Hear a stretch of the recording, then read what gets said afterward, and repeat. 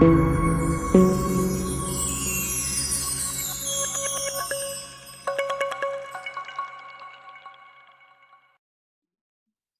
tardes. Solamente un poco de housekeeping para empezar. Lo voy a acabar a 1:30. Voy a pasar por todo el contenido. Voy a insistir muchísimo en lo que tenga que ver con diversidad e inclusión. Y para lo demás están las slides para el consumo posterior en online, en el Moodle Expensive y en los streaming varios, ¿no? Me temo que me toca hablar sobre regulación y además entiendo que la hora es muy mala, de manera que lo voy a hacer desde un punto de vista que no suele recibir la regulación, que es optimista, ¿no? Entonces, ¿qué podemos esperar de aquí en adelante a la parte regulatoria? Ahora mismo a nivel europeo tenemos 3 grandes ramas de acción. Por un lado tenemos la parte de información de sostenibilidad, por otro las herramientas que se pueden basar en esa información para ayudar a canalizar capitales y por otro lado la parte de incentivos a que todo esto finalmente llegue al cliente final, ¿no?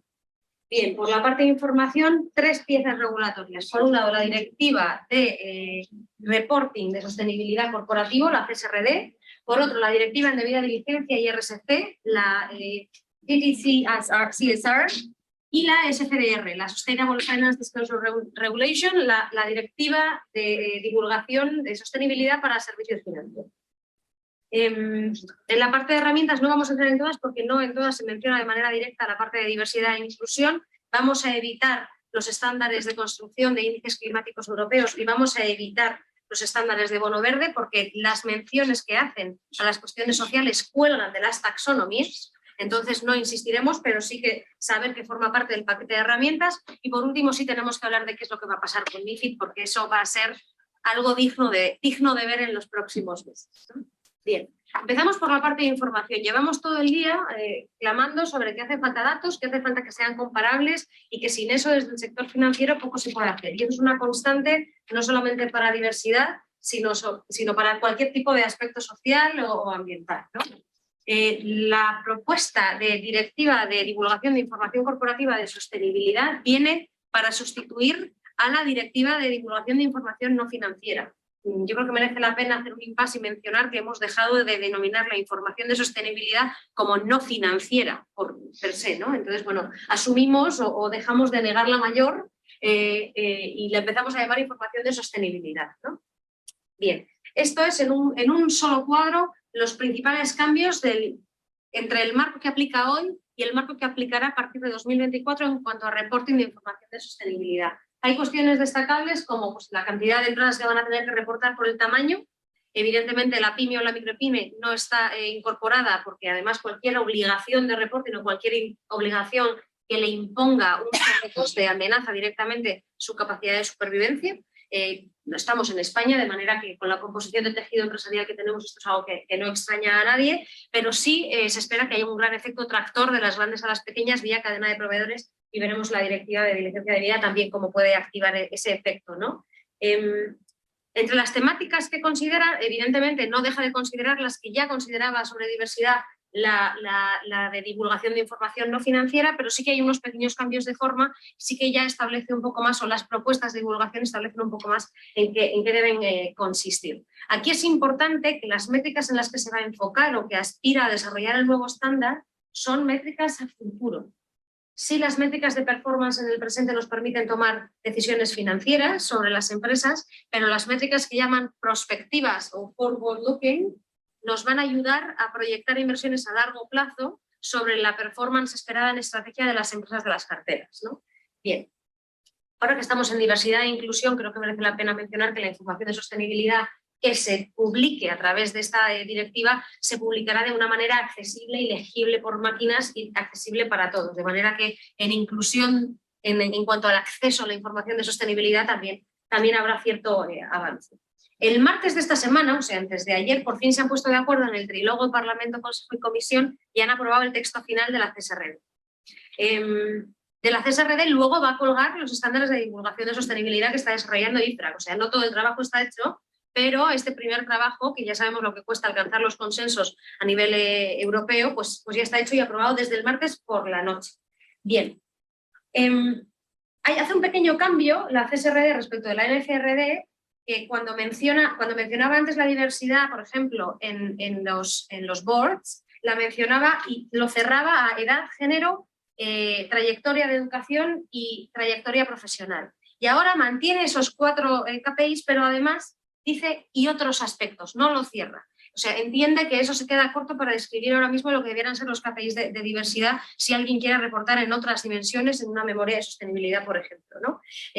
La parte de reportar sobre diversidad en el board también cambia un poco de carácter porque en vez de enfocarlo como una mejora de diversidad, lo enfoca como una mejora de gobernanza. Y esto no es un detalle menor.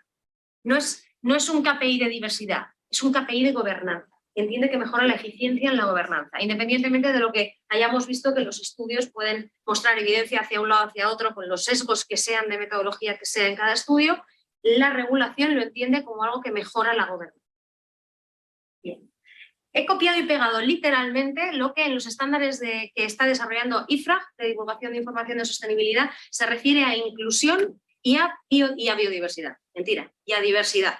Estos estándares están en consulta hasta el 8 de agosto, de manera que cualquiera que se sienta con ganas y que tenga pues, un par de días que dedicarle puede enfrentarse a las 500 y pico páginas de consulta y acercarse sobre todo a los KPIs de diversidad y ver qué tal le parecen, ¿no? En este caso lo ataja en el estándar de divulgación como parte de la fuerza de trabajo de las empresas y ahí lo enmarca dentro de la igualdad de oportunidades. Decimos también que la palabra igualdad cada vez se está convirtiendo en más cuestionada, pero dentro de la propuesta de norma va. Y siempre se refiere, y lo vamos a ver a lo largo de la presentación, a discapacidad y género. Son las 2 megatendencias dentro de diversidad y de inclusión dentro de la propuesta de norma, ¿no? También lo incluye en la parte de consumidores y protección del usuario final de productos y servicios, y aquí lo tiene en cuenta en la no discriminación y en el acceso al disfrute de bienes y servicios, ¿no? En la parte de requisitos de divulgación lo tiene en cuenta directamente con un subobjetivo específico ad hoc para las personas con discapacidad y además dentro de las personas de discapacidad hace una exigencia de divulgación adicional sobre la cuestión de género, porque ahí también sabemos que en la realidad se pueden dar ciertos desequilibrios. Toda esta información corporativa que vamos a tener disponible a futuro, como bien decía Ana, ya es necesario ir reportándola a presente, de acuerdo con la regulación de disclosure a nivel de finanzas sostenibles, con la SFDR. Esta es la primera norma que hace una definición oficial, norma de nivel 1 aprobada, sobre lo que es una inversión sostenible. Y aquí ya incluye los criterios sociales y además incluye integración social o relaciones laborales como 2 de los grandes subobjetivos que luego veremos en taxonomía social. Evidentemente tiene obligaciones a nivel de producto y a nivel de entidad, pero aquí no hace, salvo en la parte de remuneración, no hace ninguna disposición específica para la parte de diversidad. Esto solamente es un poco de housekeeping para el que no tenga reciente o en cabeza el tipo de clasificación de autodeclaración que se ha de hacer por fondo de inversión, pero bueno, 689 en grado de mayor profundidad en cuanto a sostenibilidad, 6 integración de riesgos, hablando muy rápidamente, 8 promover características sociales y ambientales, 9 es perseguir un objetivo de sostenibilidad. Y todo esto se articula, lo veremos en unas plantillas que las he incluido solamente para que les pongáis cara a las plantillas, pero no para que os enfrentéis a ellas en detalle, que no es necesario, ¿no? Estos son ejemplos de indicadores sociales que están considerados entre los principales impactos adversos, los que llamamos los PIAs, en el artículo, por ejemplo, el artículo 6 de la SFDR, ¿no? Como podéis ver, aquí no hay ninguno relativo a diversidad, pero si buceamos en las plantillas encontramos 2, los 2 vinculados a género. Uno, la brecha salarial de género sin ajustar, y cuando dicen sin ajustar es sin ajustar ni por sector ni por región, la bruta, tal cual, porque luego, como mencionaban en la mesa, cada uno lo calcula como mejor luego sale en la foto, entendemos, no lo vamos a calcular como peor salimos, también es cierto. Y la de diversidad en el board, que además no lo entienden como criterio social, sino como criterio de gobernanza. Estas son las capturas que mencionaba sobre las plantillas, aquí son las de información precontractual. Hay distintas plantillas para la información precontractual y para la periódica. He incluido solamente la precontractual porque la periódica es más predecible, ¿no? Estas son las del artículo 8 y estas son las del artículo 9. Aquí no hay ninguna disposición concreta en diversidad e inclusión porque es lo que queda para explicar por el gestor de activos. Entonces no pregunta topic por topic, si te pregunta, oye, de los sociales que tienes, cuánto, cómo, por qué, y ahí ya sí, cada uno puede reportar. Como obligación solamente en los PIAs esos dos indicadores de género. Hablábamos de la tercera pata en la parte de información, que es la directiva de RSC y debida diligencia. Esta se ha publicado hace poquito, todavía falta desarrollar más, porque además hablan de sectores de alto impacto, etcétera, y eso todavía no han definido muy bien cómo se va a materializar, pero ya tiene bastantes informaciones que parece que nos van a afectar en las finanzas sostenibles y que van a afectar a la cadena de valor, de manera que lo que se establezca ahí afecta a toda la cadena y va a aportar una cierta seguridad jurídica para los temas de derechos humanos que en finanzas sostenibles y también en corporates generaba mucha inseguridad jurídica a las empresas, porque en cada país se trataba de tipos de delito distintos, quién cargaba la prueba del delito era distinto, facilitar el acceso a los servicios jurídicos por la víctima era muy complicado. Entonces, bueno, pretende dar un marco, luego sin prejuicio de que cada jurisdicción haga su propia norma, pero aporta un marco y sobre todo va a aportar transparencia en la información sobre lo que pasa en las cadenas de suministros. Aquí principales beneficiados, evidentemente ciudadanía, empresas y, ¿por qué no?, los países en desarrollo, que son los que menos herramientas tienen para monitorear y hacer valer el cumplimiento de los derechos humanos en cadena de suministro, ¿no? Se han dividido las empresas en 3 grupos, los 2 primeros europeas atendiendo a tamaño y a posibles impactos y el tercero con la misma subdivisión, pero solamente las no europeas, porque cuando se hacen estas normativas siempre se hace la pregunta de, oye, ¿vamos a perjudicar la competitividad de lo que pasa en Europa con esta norma? Bueno, pues aquí se ha hecho ya directamente un grupo para las de fuera. De momento no hay pymes, pero lo habrá. Lo que pasa es que quieren hacer una norma proporcional y quieren vincularlo a las cadenas de las grandes a las pequeñas, la parte de obligaciones de transparencia.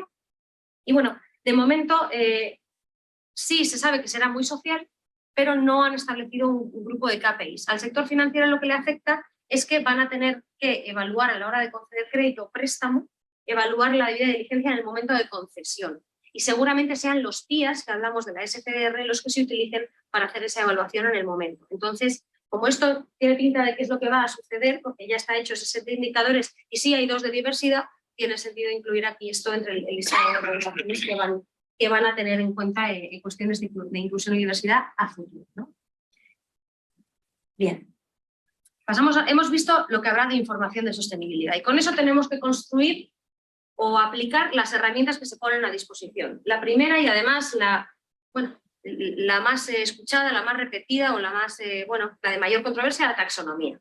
Yo a veces digo taxomanía porque se me escapa. Y no porque no tenga manía, sino porque empieza a haber cada vez más.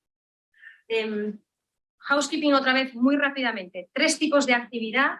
Pretende hacer una clasificación de actividades económicas, estadísticas económicas, que hagan una contribución sustancial a los objetivos ambientales de la Unión Europea.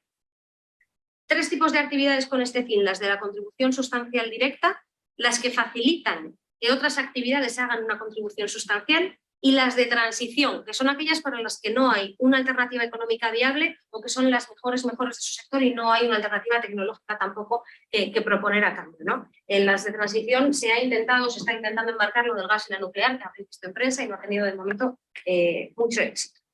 Las actividades deben hacer contribución sustancial, demostrar que no perjudican sustancialmente o significativamente al resto de objetivos y cumplir unas salvaguardas mínimas sociales. Esas salvaguardas mínimas sociales se basan en convenios OIT y se basan en principios OCDE para derechos humanos.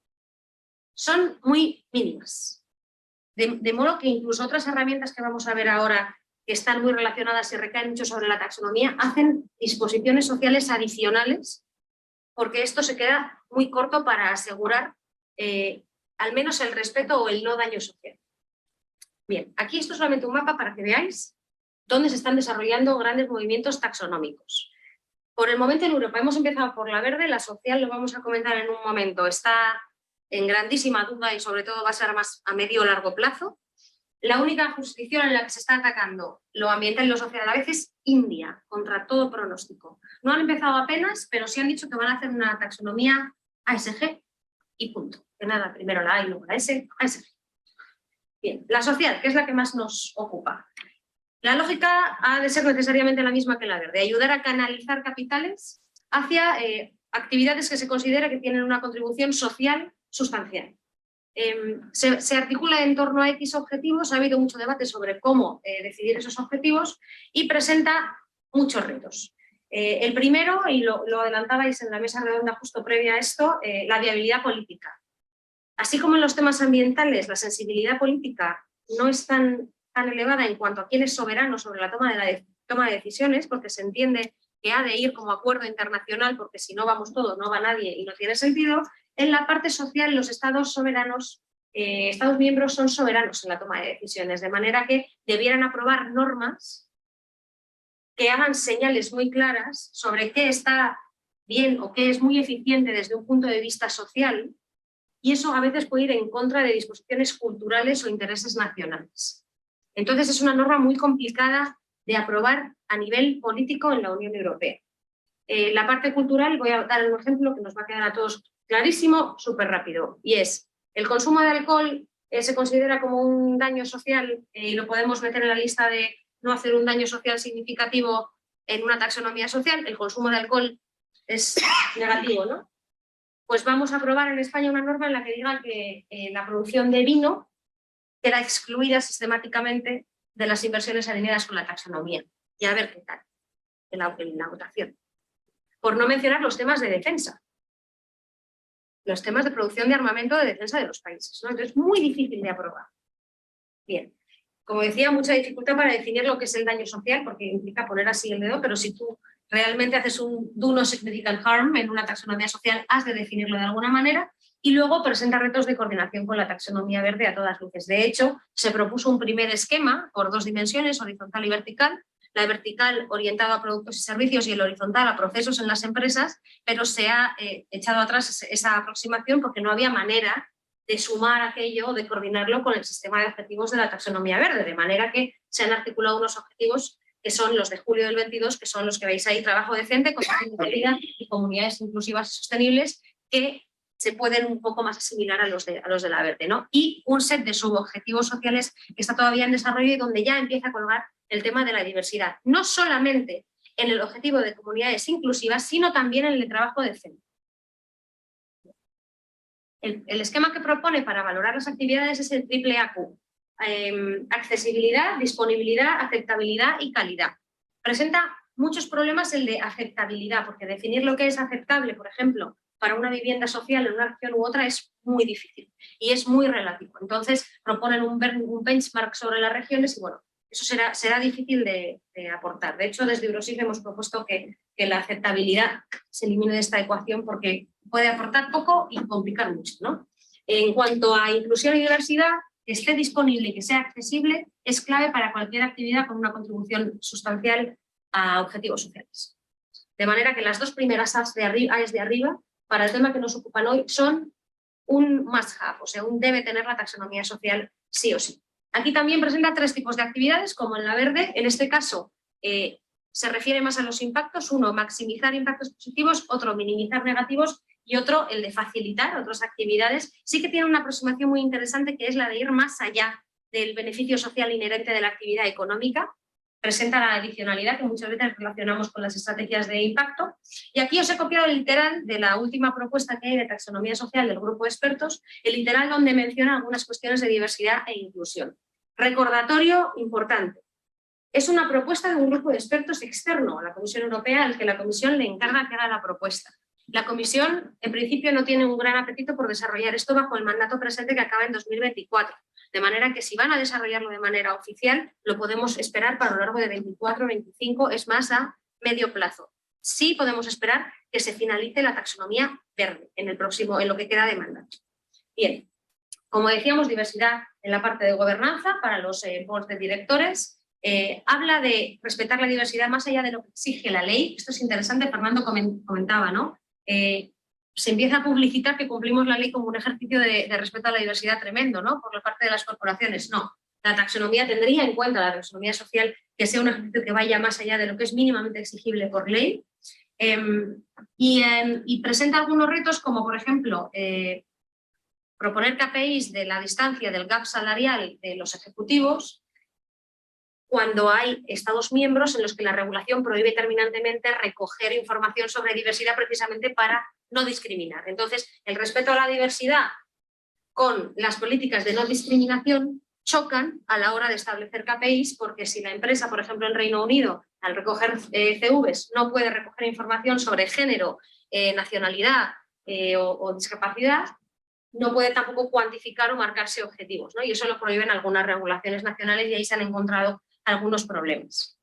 Sí que han encontrado que los KPIs de diversidad e inclusión son igual de importantes en todos los sectores. Para otros temas han hecho una diferenciación por sectores, por ejemplo, en agricultura no es igual de relevante que haya un salario mínimo en agricultura que en banca, entonces las cuestiones de salario mínimo serán más importantes dependiendo del sector en la propuesta de taxonomía social, pero las de diversidad e inclusión son igual de importantes en todos los sectores, no han encontrado ningún tipo de sesgo distinto, ¿no?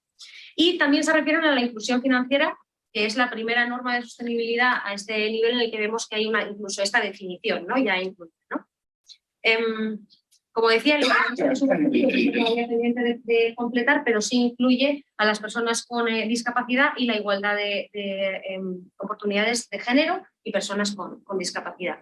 Estos son capturas de pantalla para que veáis cómo están propuestos los subobjetivos y los criterios por sector, porque ya hay una ordenación por sectores y en qué KPIs, qué sectores van mostrando tener más relevancia, ¿no? A partir de ahora, ¿qué podemos esperar? Bueno, pues que se aclare qué es lo que pasa con el gas y la energía nuclear, que saquen un acto delegado complementario sobre agricultura, que esto todavía no sabemos, pero va a ser gordo, y como decíamos, una propuesta más a medio largo. El Ecolevel, muy rápidamente, es una herramienta que tal y como se ha propuesto no ha tenido ningún éxito porque sería demasiado complicada. Entonces iba por clase de activo, categorizaba un montón de clases de activos y encima para cada clase de activo, fijaos qué follón, de cálculo de fórmulas, esto está alineado con la taxonomía y además tienes que tener unas exclusiones sociales y darme pruebas del engagement y exclusiones sociales y exclusiones ambientales. Bueno, era una herramienta demasiado complicada para aplicar, sobre todo porque no iba a cubrir prácticamente ningún producto financiero y era carísima, ¿no? Os he puesto esta captura solamente para que veáis los equity funds, qué tipo de fórmula les planteaba, más todo este set de criterios, ¿no? Bueno, eso está en el aire, pero sí incluía unas mínimas exclusiones sociales que incluían temas de género en el origen. Último, pero no menos importante, ¿cómo se materializa todo esto?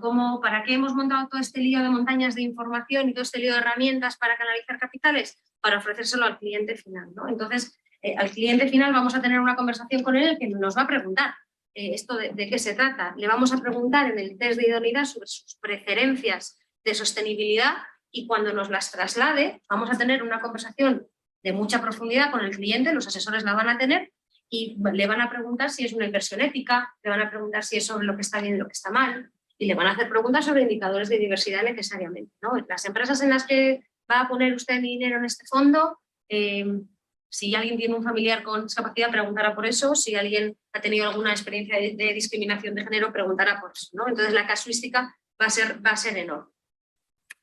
En función de las preferencias que le traslade el cliente, el asesor le va a poder ofrecer productos sostenibles en 3 categorías o en 3 capas, A, B y C. A, alineación con la taxonomía, de momento solamente verde con esas salvaguardas mínimas sociales. B, artículo 8.9 de SFDR, esta es una sobresimplificación que estoy haciendo, si no tendríamos que echar la tarde y no sería nada operativo. B, artículos 8 y 9, ahí sí puede haber objetivos sociales a criterio del gestor y puede estar declarado como tal, características y objetivos sociales. Y C, el cumplimiento con los PIAs, que eso sí hemos visto que hay 2 criterios de diversidad incluidos, ¿no? En la tabla que se ha de recortar. ¿Qué pasa cuando el cliente nos diga que todas estas cuestiones de diversidad le importan un montón y las de sostenibilidad también y que lo quiere todo, cuanto más sostenible, mejor? Bueno, pues que puede ser que no tengamos producto para ofrecerle porque el mercado de gestión de activos está en plena construcción. Alberto nos comentaba, tengo un fondo de discapacidad y por Dios que no crezca mucho, que no hay mucho más sitios donde ponerlo, ¿no? Pues tendremos que recoger el compromiso de avisar al cliente cuando sea que tengamos disponible el producto para trasladárselo y hacerle una oferta de producto que no esté 100% alineado con sus características de sostenibilidad. Tendremos que gestionar esa información que nos traslade el cliente sobre sus preferencias para desarrollar productos nuevos, de manera que el cliente puede ser un gran motor de demanda sobre productos incluso temáticos sostenibles, ¿no? Y sobre todo tendremos que reaccionar cuando el cliente nos diga que o no tiene o que le da igual, entonces ¿qué hacemos? ¿Le ofrecemos o no le ofrecemos sostenible? O cuando nos diga que quiere A, B y C, entonces ¿cuánto le damos de cada uno? ¿No? Le damos de lo que tenemos, le damos de lo que queramos. Bueno, todo esto está en el aire, es lo que viene por regular en las próximas, no sé si semanas o días, Si esto entra en vigor el día 1 de agosto, ESMA, antes de que entre en vigor, tiene que publicar una guía sobre cómo responder a todas estas cuestiones. Y esto es lo que podemos esperar. Podemos esperar más información de sostenibilidad de CSRD, SFDR y la DCSRD, más herramientas que incorporen los criterios sociales y una guía para trasladarle al cliente todas estas cuestiones de diversidad en la conversación sobre sus inversiones finales, esperemos de la manera más comprensible posible. Y esta es una radiografía muy rápida, pero yo estoy encantada. Si queréis escribirme, soy muy consciente del tiempo, de manera que arrancamos la clausura, pero si queréis o bien ahora o escribirme luego a info@space responderemos a todas las preguntas. Una pregunta, sí. Sí, claro.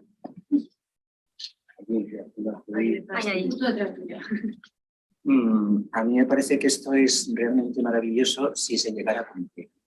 Pero yo creo que hay cuestiones que en estos momentos son evidentes y muy fáciles de controlar, como es el tema de las pymes, que se les pague a 3 meses. No se cumple y no pasa absolutamente nada. Y eso afecta lógicamente a las pequeñas y medianas empresas, especialmente en la pandemia. La armonización fiscal, las guaridas fiscales, es otro tema que no se toca. La transparencia, que no existe. El blanqueo de capitales. Es muy curioso. Nosotros tenemos que rellenar no sé cuántos papelitos cuando sacamos 1.000 euros, pero el tema de las guaridas fiscales es algo que está establecido por la propia banca y que existen y los organismos internacionales no hacen absolutamente nada. Y por último, el tema del gas y de la luz.